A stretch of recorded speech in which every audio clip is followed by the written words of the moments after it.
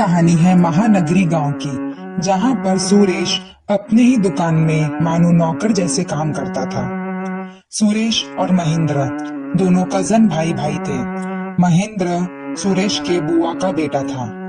एक दिन सुरेश और महेंद्र ने दोनों साथ मिलकर आटा की चक्की की दुकान खोली थी, जिसमें सुरेश ने अपने घर से पैसे लगाए थे। पर महेंद्र ने सुरेश से कहा कि दुकान के बाहर का सारा काम सुरेश करे और महेंद्र दुकान में ही बैठकर दुकान का ध्यान रखेगा। सुरेश बहुत सीधा था। उसने महेंद्र की बात मान ली, ये सोचकर कि बेचारे महेंद्र को बाहर का काम करना नहीं आता। इसलिए सुरेश दुकान के बाहर का सारा काम करता था, जैसे घर घर जाके लोगों के यहाँ से आटा उठाना, दुकान जाकर उसे पीसना और फिर वापस से घर जाके उनके घर आटा पहुंचाना। पर महेंद्र जितना सीधा दिखता था उतना सीधा था नहीं। उसने दुकान में बैठे बैठे खुद को वहां का मालिक समझ लिया और सुरेश से वैसे ही व्यवहार करने लगा। सुरेश काफी सीधा पड़ता था, तो उसको अपने भाई को कुछ बोलने में हिचक होती थी, इसलिए वह नौकरों जैसा काम करता था। ये सब करते करीबन 6 महीने हो चुके थे। महेंद्र भाई, मेरे हिस्से दे दीजिए पैसों के। 1 महीने पूरे हो गए हैं आज। ये ले तेरे पैसे। अरे भाई, पर ये तो 20% ही है। हमारी तो बात हुई है ना कि इस दुकान से जितने भी पैसे आएंगे उसके 50-50% हम दोनों का होगा। तो आपने 30% ही क्यों दिया? तू जितना निकम्मा और बेकार है ना, उस हिसाब से तो तुझे 10% ही मिलना चाहिए था। तो भी मैंने 20% दे दिया। भाई ये गलत बात है। करीबन 2-3 महीने से आप ऐसा ही कर रहे हैं। कभी 30% देते हैं, कभी 20% देते हैं। जो बात हुई है उतना पूरा दीजिए। तू जाता है या तुझे अपनी दुकान से निकाल दूं? सुरेश मुंह लटकाकर वहां से घर चले जाता है। मीनाक्षी, महेंद्र भाई ने हमारे साथ धोखा किया है और अफसोस की बात यह है कि तुम कहती रही और मैंने कभी तुम्हारी बात सुनी नहीं। और आज एहसास हो रहा है। तुम्हें तो मैंने बताया भी नहीं। वो 2-3 महीनों से मुझे केवल 20% ही दे रहे हैं 50% की जगह। आज उनसे मेरी कहा सुनी हो गई। अब मुझे वापस से वहां नहीं जाना है। कोई बात नहीं जी, ये तो जिंदगी है, ये सब होता ही रहता है। आप एक काम क्यों नहीं करते? आप खुद ही अपने चक्की की दुकान क्यों नहीं खोल लेते? आपसे बेहतर चक्की तो कोई नहीं पीसता। भाग्यवान, पर चक्की खरीदने के लिए पैसे भी तो होने चाहिए। हाँ, पैसे मेरे पास है। मैंने भी घर से अचार और पापड़ बेच के कई पैसे इकट्ठे किए हैं। मैं वो लाकर देती हूँ, आप उससे चक्की खरीद लेना। सुरेश घर से चला जाता है चक्की खरीदने के लिए। रात हो चुकी होती है। सुरेश चक्की लेकर घर वापस आ रहा होता है और वह मन में सोचता है, कितना अच्छा हुआ, इतनी अच्छी चक्की मिली और वो भी बिना पैसे दिए। वाह वाह, जाकर मीनाक्षी को बताता हूँ। पर कौन होगा जो अपनी चक्की इस तरह रास्ते में छोड़ के रखा हो? खैर, मुझे क्या, मुझे तो चक्की मिल गई। रास्ते में अचानक सुरेश को बहुत भयानक सी आवाज आती है। सुरेश रुककर यहाँ वहाँ देखता है। वह थोड़ा डर जाता है, पर उसको कोई नजर नहीं आता। वह टॉर्च भी चालू करके देखता है, पर उसको कोई नहीं दिखता। वह इग्नोर करके अपने घर चले आता है। अरे वाह, आ गए आप चक्की लेकर? हाँ हाँ भाग्यवान, चक्की लेकर आ गया हूँ और वो भी बिना पैसे दिए। पर मैं क्या सोच रहा हूँ कि हम ये चक्की शुरू कहाँ करेंगे? हमारे पास तो कोई जगह नहीं है। एक काम करते हैं, हम चक्की अपने घर में ही शुरू कर देते हैं। हमारे जितने भी ग्राहक होंगे वो घर में ही हमें आटा देकर जाएंगे। अरे वाह पापा, नई चक्की आई घर में। हाँ पीहू, नई चक्की है। अब पापा अपना बिजनेस खुद करेंगे। अरे वाह, ये तो बहुत अच्छी बात है। मैं अपने सारे दोस्तों को बोल देती हूँ कि अब से उनके घर का आटा हमारे यहाँ ही आएगा। रात हो चुकी होती है। सुरेश, मीनाक्षी और पीहू सो रहे होते हैं और तभी अरे ये कैसी आवाज है? ये तो शायद उस रूम से आवाज आ रही है। और जैसे ही पीहू दरवाजा खुलती है, हे भगवान, ये क्या है? पीहू डर के वहां से भाग जाती है और मम्मा, पापा, जल्दी उठो, देखो वह चक्की के पास कोई चुड़ैल, देखो। पीहू को इतना डरा देख उसके मम्मी पापा उसके साथ चल कर देखते हैं कि उसने चक्की के पास ऐसा क्या देखा। पर वहाँ तो सब सही होता है। क्या हुआ पीहू, क्या कह रही थी तुम चक्की के पास? सब सही तो है यहाँ पे। देखो बेटा, हम परेशान हैं, तुम मजाक तो नहीं कर रही थी ना कोई? नहीं पापा, मामा सच में मैंने वहाँ कोई चुड़ैल बैठी देखी है, अपनी आंखों से मैं झूठ नहीं कह रही हूँ। जी मैं मानती हूँ पीहू मजाक करती है, पर वो कह रही है ना कि वो सच कह रही है।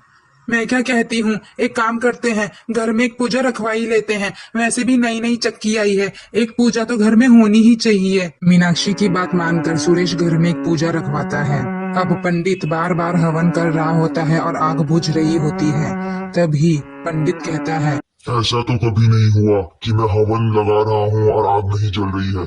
जरूर आपके घर में किसी बुरी शक्ति का वास है। आपको पूरी पूजा तांत्रिक से करवानी होगी, नहीं तो आपके घर में शांति नहीं रह पाएगी और वो बार बार आपको जरूर परेशान करेगी। मैं किसी तांत्रिक को जानता हूँ, उसे आपके पास जरूर भिजवाऊंगा। ऐसा कह पंडित वहाँ से चले जाता है। उस रात फिर से पीहू को चक्की चलाने की आवाज आती है और इस बार पीहू को नहीं, सुरेश और मीनाक्षी तक को वो आवाज आती है। माँ पापा देखा, आपको भी आवाज आई ना? मुझे भी पिछली बार ऐसी ही आवाज आई थी। चलो ना साथ चलकर देखते हैं, मुझे डर लग रहा है।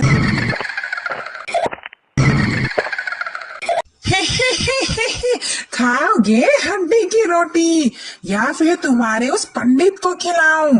ज्यादा होशियारी की ना तो मैं तुम सबको इसी तरह आटे के चक्की में पीस के खा जाऊंगी। चुड़ैल को पास आता देख सुरेश झट से दरवाजा बंद कर देता है और चुड़ैल गुस्से से दरवाजे के पास आके, ए दरवाजा खोल, तू क्या सोचता है मुझे यहाँ बंद करके कैद रखेगा? मैं कैद नहीं रहने वाली। जिस तरीके से हड्डी पीस रही है ना, तुम सबकी और उस पंडित की हड्डी पीस के खा जाऊंगी मैं। बाप रे मीनाक्षी, ये तो बहुत खतरनाक है।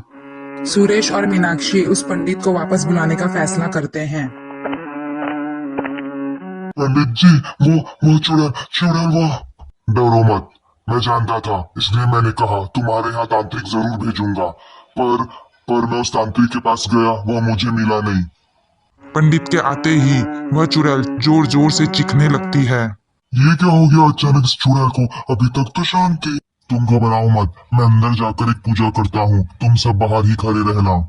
पंडित जी के अंदर जाते ही मानो जैसे सब शांत हो जाता है, कोई आवाज नहीं आ रही होती।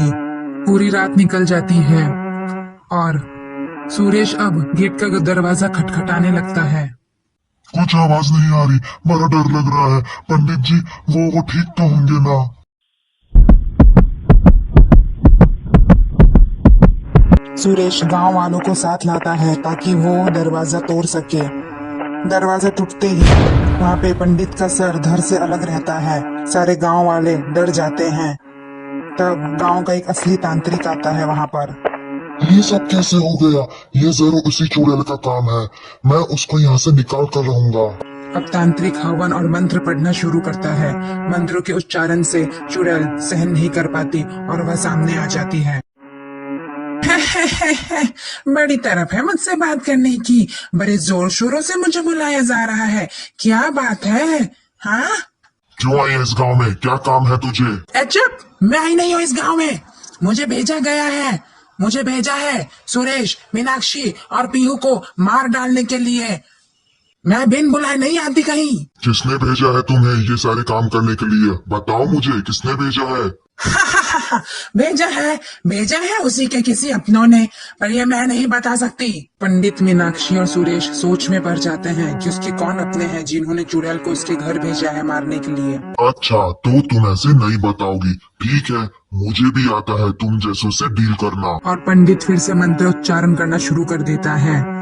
ओम त्र्यंबकम यजामहे सुगंधिम पुष्टिवर्धनम उर्वारुकमेव बंधना मृत्युमोक्षयमामृतात्। इस तरह से पंडित मंत्रों का उच्चारण करता रहता है और यहाँ मंत्रों के उच्चारण की वजह से उस चुड़ैल को तकलीफ होती है और बस करो, मुझे तकलीफ हो रही है। मैं बताती हूँ किसने मुझे यहाँ भेजा है, रुक जाओ।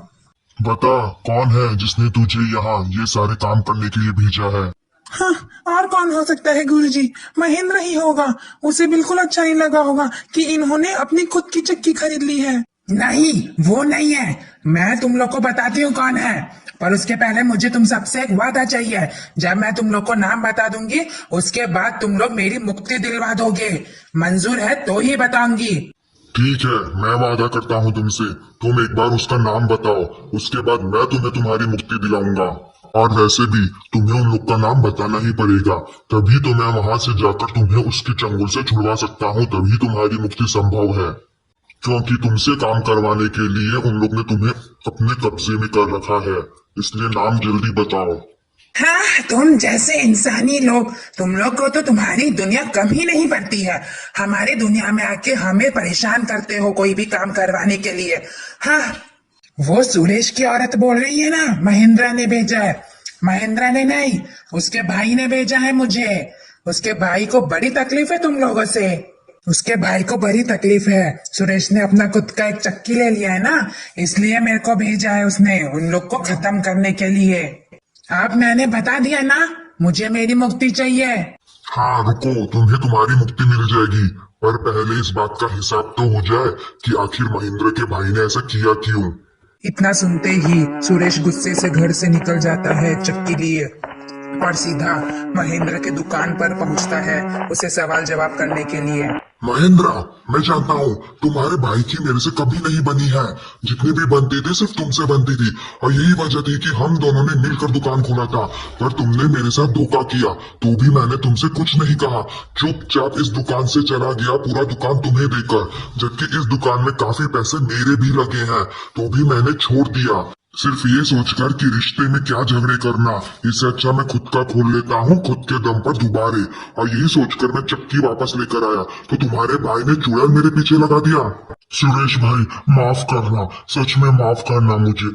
मैं क्या बोलूं आपसे, मैं तो बहुत शर्मिंदा हूँ। मैं जानता हूँ मैंने हमेशा आपके साथ धोखा किया है, पर विजय भाई आपके पीछे चुड़ैल लगा देंगे ये मैं कभी नहीं चाहता था। और सच मानिए, मैं इसमें शामिल भी नहीं था।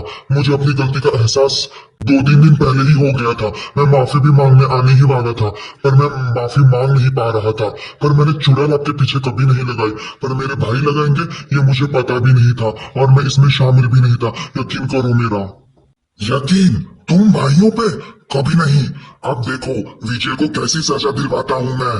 गांव के पंचायत से बात करूंगा, और तुम्हें पता है ये जादू टोना करवा के चुड़ैल पीछे लगवाने की सजा इस गांव में क्या है? मृत्यु दंड है। अभी मैं तुम दोनों को सजा दिलवाता हूँ। नहीं सुरेश भाई, यकीन करो मेरा, मैं इसके पीछे नहीं था। और विजय भाई को भी माफ कर दो, प्लीज माफ कर दो। हाँ, माफ कर देता अगर ये तकलीफ सिर्फ मुझ तक आई होती तो, पर ये तकलीफ मेरे परिवार वालों पर आई है। मेरी छोटी सी बच्ची पीहू, मेरी बीवी मीनाक्षी, इसके बारे में एक बार भी नहीं सोचा ना विजय भाई ने, तो अब मैं भी नहीं सोचूंगा। ऐसा कह सुरेश वहां से चले जाता है और सीधे उन लोग पंचायत के यहाँ मिलते हैं और पूरे गांव वाले विजय को फांसी की सजा सुनाते हैं और विजय को फांसी की सजा हो जाती है।